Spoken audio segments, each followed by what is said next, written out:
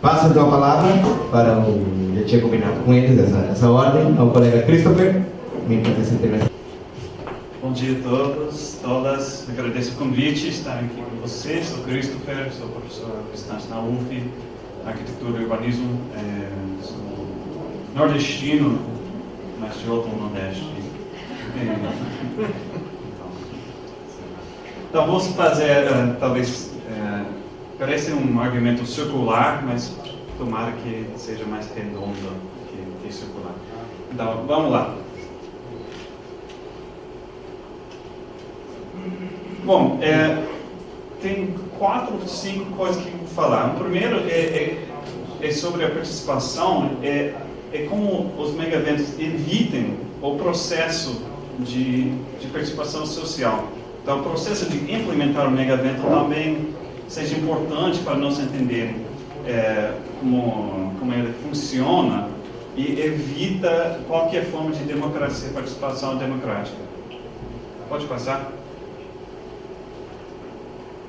Bom, primeiro, como entender o megaevento como um fenômeno global, a história dos megaeventos, mesmo lema da Olimpíada é altos, fortes e mais uma coisa esquece, mas é sempre mais rápido, maior e mais alto. Então, essa segue a trajetória de modernidade, a trajetória de capitalismo, que sempre tem que aumentar. Então, a trajetória global dos megaeventos sempre ter mais atletas, sempre ter mais renda, sempre ter maior apelo e sempre quebrar recordes. Esse é o discurso, o raciocínio mesmo do megaevento é esse. Pode passar. E sempre fazem candidaturas para essas coisas sem consulta pública. Ninguém foi perguntar assim, queremos a Copa? Não. Ou sobre quais condições queremos a Copa, sobre quais condições queremos a Olimpíada. Mas essa consulta pública é esvaziada e evite qualquer viés democrática. Então, quem projeta esses eventos? A prefeitura, seus elites, negócios, etc., a grande mídia, e são projetados pelas empresas internacionais de relações públicas. Mas mesmo assim, mesmo tendo uma consulta pública, mesmo dentro dos movimentos sociais, todo mundo ia falar se queremos a Copa. Então, o plebiscito também não presta nesse sentido. Porque tem o apelo emocional da coisa que evite discursos reais e políticos. Então, esse projeto montado pelas empresas privadas, montado pelos interesses atrás dos nossos governantes, usam o esporte como base de planejar a cidade. Então, no caso do Rio de Janeiro, talvez o pior, porque o projeto olímpico virou o plano diretor cidade. Então, esse baseado nas exigências das ONGs internacionais de esporte, nossas cidades viram totalmente apelados para a realização desses eventos e não para a cidade em si. Então, o transporte pelo Rio de Janeiro está sendo totalmente voltado para o bairro de Tijuca, por exemplo, e não está criando uma rede metropolitana de transporte. Então, esse planejamento urbano esportivo atende certas demandas, certos interesses e não a cidade em si. E aí, uma vez esse planejamento técnico é aprovado, vira lei, vira a necessidade. Uma vez que o contrato para a Copa, o eixo de compromissos, não esqueço o termo, acordo, mas uma matriz de responsabilidades, essa coisa. Uma vez assinado, essa vira lei, uma lei de exceção, uma lei que gera também governos paralelos. Então, o comitê organizador da Copa é um governo paralelo.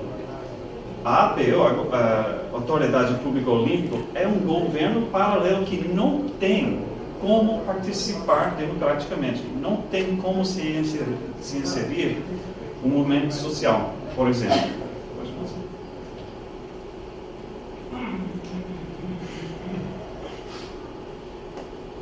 Então, esse projeto que atende as demandas esportivas, que não tem como participar, como parte da sociedade civil não tem como participar, é acelerar para atender as demandas do evento. Então, tem 7 anos para cumprir todas as exigências emergenciais.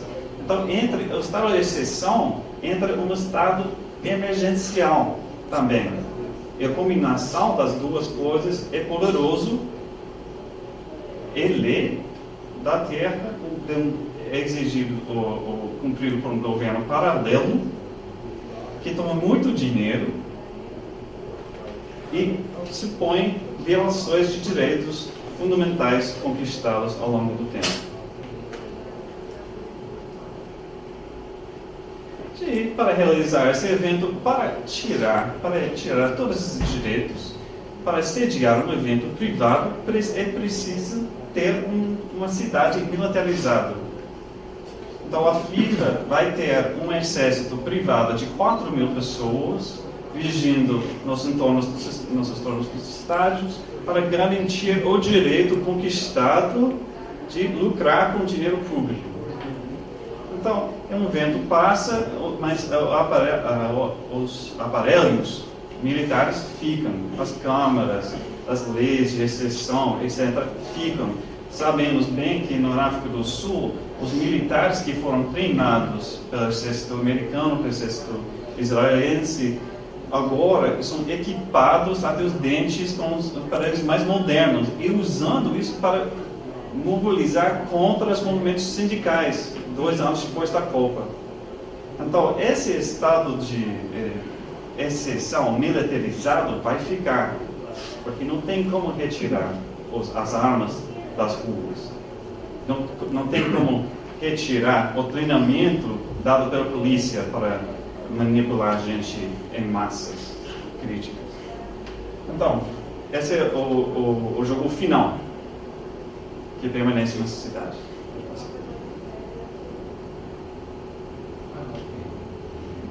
Bom, e tudo isso evite os viés de participação social que temos. Eu estou vendo que temos 4 viés principais que deveríamos ter mais participação social. No esporte, transporte, financiamento e trabalho. E talvez sejam outros. Vocês podem talvez imaginar e sugerirmos durante o debate outros viés de participação popular dentro desse contexto de mega-eventos. Bom, participação social no esporte deve ser um direito humano, mas sabemos bem que os estádios estão sendo destruídos, reformados, privatizados e fechados para o uso público. Então, esse espaço público, eu vou tirar o caso emblemático do Maracanã, um espaço público não só no uso físico, mas na concepção, um bem tombado público que foi totalmente assassinado, destruído por esse projeto da Copa. Então, o abuso de espaço público, a privatização desse espaço elimina participação ampla, social, nos espaços sociais dentro da cidade mesmo. Então, esse é um grande problema e tem movimentos agora que estão surgindo talvez um pouco tarde demais para evitar que isso aconteça. Mas essas instituições, institucionalmente, a participação do esporte no Brasil é fraca. A CBF é uma instituição corrupta, fechada, que ninguém mais acredita na possibilidade dele dirigir de uma maneira aberta, completa, o esporte brasileiro. Idem o COB, que tem os católicos de sempre, e que estão na frente desse processo. Então, a institucionalidade do esporte brasileiro precisa ser reformada, precisa ser mais participativa. E quando eles estão sob o olhar global, talvez essa seja uma oportunidade de nós inserir como sociedade civil para abrir entradas na forma em que nossos esportes, tanto populares quanto olímpicos, são dirigidos, para tornar-se esses esportes mais populares, para devolver o poder ao público desse dinheiro, para abrir as caixas pretas das instituições e ter uma participação mais ativa. Bom, no transporte, talvez a coisa mais grave que está acontecendo em nossas cidades, que implica nosso futuro, que vai afetar nossos futuros coletivos na cidade. Por que temos esse planejamento urbano esportivo e não um planejamento urbano global ou metropolitano? Não existe, pelo que saiba, sindicatos de usuários de ônibus. Certamente no Rio de Janeiro não existe. Mas se tiver, seria uma maneira de articular com a máfia do ônibus, para demandar, para dizer que o usuário de ônibus não é cidadão de segunda classe. Esses novos projetos de transporte na cidade, planejados totalmente pela Copa, pela Olimpíada, têm que ser questionadas pela sociedade civil em geral, para dar, talvez pela primeira vez, aos usuários uma dignidade, um preço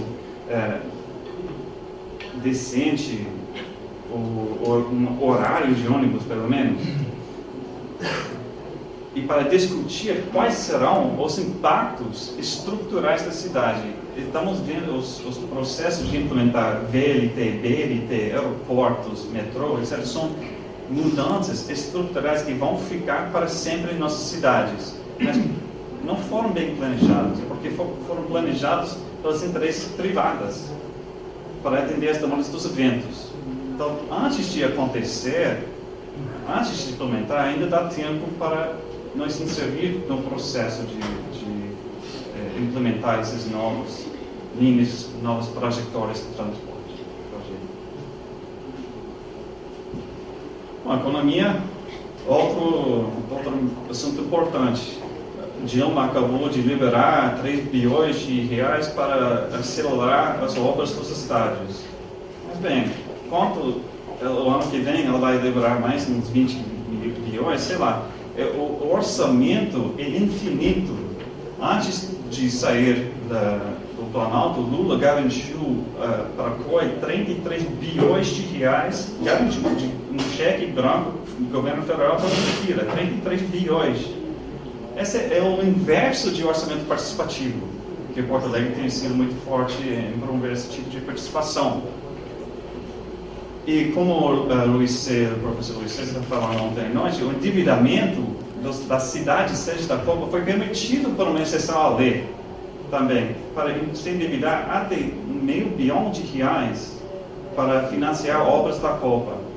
Então, essa é outra maneira de evitar os processos democráticos de construir nosso orçamento coletivo.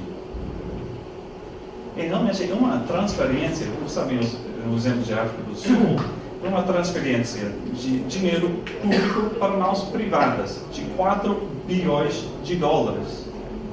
Mesmo Vancouver, 1 bilhão de dólares foi do Tesouro Público de Vancouver diretamente nas mãos de COI. E não vai acontecer no Brasil. O FIFA antecipa que vai ter um lucro de 3,5 bilhões de dólares por 30 dias do torneio. De onde vem esse dinheiro? Nossos bolsos. E esse investimento nas cidades esportivas estruturadas para torneios de futebol, a Olimpíada, são custos de oportunidade imensas, imensuráveis. Não é dizer que não, porque um custo de oportunidade normalmente não seja mesurada, vamos dizer sim, gastar 1,5 bilhão na Maracanã implica que não estamos gastando esse bilhão nas nas escolas, nas praças públicas, na rede de esgoto, no transporte coletivo. Então, são custos de oportunidades que vão perder para sempre, para fora. Então, uma vez feito esse orçamento, uma vez dado esse dinheiro para o evento, já era. Então, como vamos, como uma sociedade, nós inserimos processo de orçamento nesses projetos? Como vamos questionar o dinheiro dado pelas empreiteiras para a realização desses eventos? Então, trabalho. Uma parte do discurso oficial é que os eventos e todo esse investimento público vai gerar emprego de curto, meio e longo prazo. Mas não pode ter emprego desse tipo sem qualificação de mão de obra, que também precisa ter um investimento em educação. Então, nós estamos investindo em educação, cursos técnicos em escolas públicas para gerar uma nova geração de trabalhadores que vai ter a capacidade não só para construir nessas cidades pela Copa, pela Olimpíada, mas para o futuro, porque o mundo não vai acabar, nem em 2012, nem em 2016. Mas nesse país, nunca escuta 2017. Não existe. Realmente não existe. Tem uma ruptura. Talvez a calendária maia fosse equivocada, que vai acabar em setembro de 2016. Pelo menos no Brasil. Mas para o que saiba, não existe maia no Brasil. Então, também...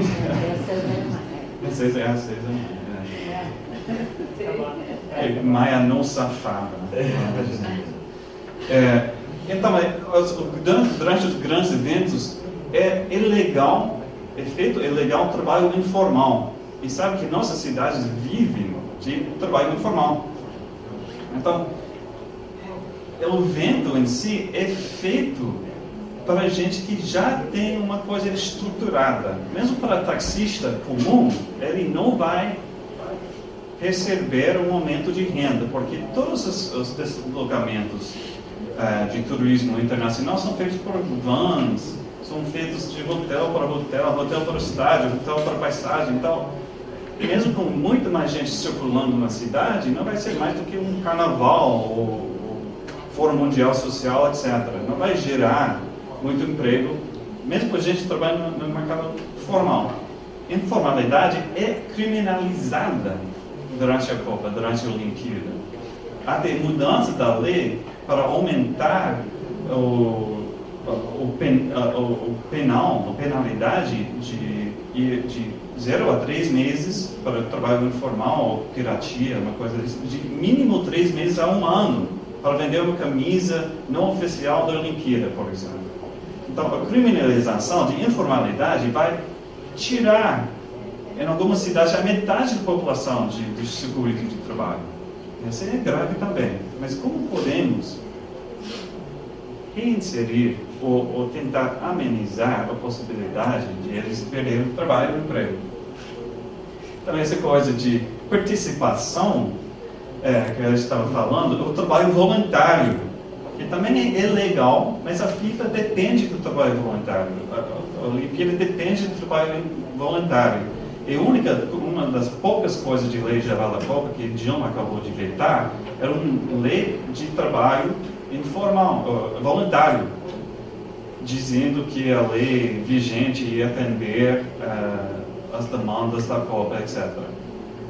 E falando com o pessoal da CUT, do São Paulo, eles me disseram que a lei federal exige que o trabalho voluntário não pode ser para fim lucrativo, que elimina qualquer trabalho voluntário para qualquer Olimpíada. Lógico, mas vai depender de centenas de milhares de pessoas trabalhando informalmente, ganhando uma camiseta e dizendo, você participou. Participou sim, mas participou de forma equivocada. Então, também, para fazer tudo isso, temos que inserir as pessoas nos circuitos de informação e capital. Então, o capital está fluindo para nós ter um lucro real, se não vamos construir uma outra economia, se vamos lutar contra, também temos que fazer, lutar contra o sistema capitalista atual, como vai inserir a população no processo de achar informação, o processo de financiar suas microempresas, se vamos não lutar contra a coisa em geral? Bom, e tudo isso gera uma distinção também entre os impactos e os legados. O legado, quero deixar bem claro, é uma palavra discursiva e relativamente nova, que surgiu depois da Olimpíada de Sydney. Então, essa palavra não existia 15 anos atrás. Então, uma coisa para dizer que o que fica foi planejado, o que fica para nós é um ganho que devemos agradecer por ter gastado tanto dinheiro, vai ficar uma coisa, obrigado. Mas o legado é sempre em potencial, não é garantido. E sabemos que o impacto é real. Sentimos o impacto. É realidade de todos nós que o trânsito está ficando pior, os estádios são fechados, o orçamento não vai, vamos faltar dinheiro daqui a 5 anos, o aluguel está ficando mais caro. O impacto também é de curto, meio e longo prazo. Podemos medir esse impacto. Enquanto o legado fica lá no futuro. Não temos legado agora. Então, legado sempre refere ao passado. Mas só no futuro pode achar a coisa. Então, o impacto também é tangível. Sabemos. Por exemplo, eu estou sendo despejado de meu apartamento no Rio de Janeiro porque Eike Batista quer comprar o prédio para tornar a coisa em hotel. Isso é um impacto real na minha vida. É muito ruim. Intangível. Mas o intangível é o que todos vamos sentir felizes ter a Copa. A felicidade social, melhor legado. Ok, tem custo. Tem custo. Eu prefiro ter crianças educadas, prefiro ter água limpa, prefiro ter esgoto, coisas tangíveis, de que é uma coisa intangível que é legal. Então, o impacto real também é destruição criativa. Nossas cidades estão sendo destruídas para ser reconstruídas com outra coisa. Enquanto é legado, tem que ser bem criativo para achar o que é. Então, a diferença é legado. O impacto pode ser lido também nas várias escalas. A minha coisa particular, meu caso de apartamento individual, mas também o impacto vai até a escala da nação. Por exemplo, até pensar no impacto no meio ambiente global, quantos aviões vão botar gás de estufa na atmosfera, chegando para mais 20, nem pensar na Copa e a Olimpíada. Então, do individual, a escala global pode achar um impacto. O legado, também, todos nós vamos sentir orgulhosos receber gente de fora pela Copa. Tudo bem. Mas o legado, além disso, é um legado global do processo, memória. Tem essa coisa legal da Copa e Olimpíada também, que é uma maneira de nós todos conectar num evento coletivo. Não pode negar que tem um apelo dessa forma também. Então, essa memória global vai ficar escrito nos lugares, nas cidades e no Brasil. Esse é o resultado? Atualmente, estamos vendo, eu vejo pelo menos, o mega evento como propulsão, catalisador e combustível para as tendências e trajetórias já existentes. O mega evento não trouxe neoliberalismo para o Brasil, mas está aumentando o processo de implementá-lo em todas as esferas políticas, econômicas, sociais e culturais. Esse pode ser lido dentro dos mega eventos. Então, o mega evento é um pedaço de tempo e espaço onde pode ser lido os processos em andamento que que atravessam o evento. Então, Los Angeles 84 pode ser lido como um processo de neoliberalizar os Estados Unidos durante a época de Reagan, por exemplo.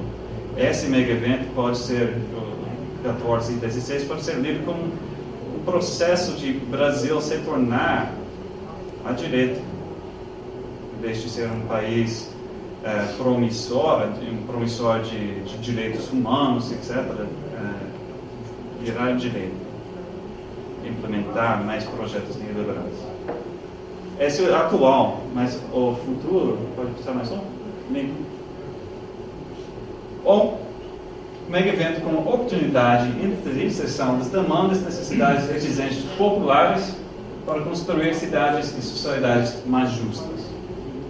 Então, eu costumo dizer que a Copa e a Olimpíada não poderia acontecer de outra forma, porque o Brasil é como é. Falta de transparência, jogo de interesses, corrupção, fraqueza de instituições democráticas, sabe? E falta de investimento histórico nas cidades. Não podia acontecer de outra forma. Mas sabendo disso, onde vamos nos inserir para construir o Brasil ou a cidade que queremos, que merecemos? Então, estamos vendo com a formação dos comitês populares da Copa, estamos vendo com a implementação de leis de transparência, etc., um fortalecimento, de alguma forma, de movimentos sociais, voltados pelos megaeventos que estão expondo as fraquezas do sistema atual de governar o país. Então, para mim, o maior legado desses eventos pode ser a criação ou o fortalecimento dos movimentos sociais, aumento dos mecanismos de transparência, aumento de possibilidade de sociedade civil cobrar dos nossos governantes para construir uma sociedade que realmente atende às demandas e necessidades populares. Muito obrigado.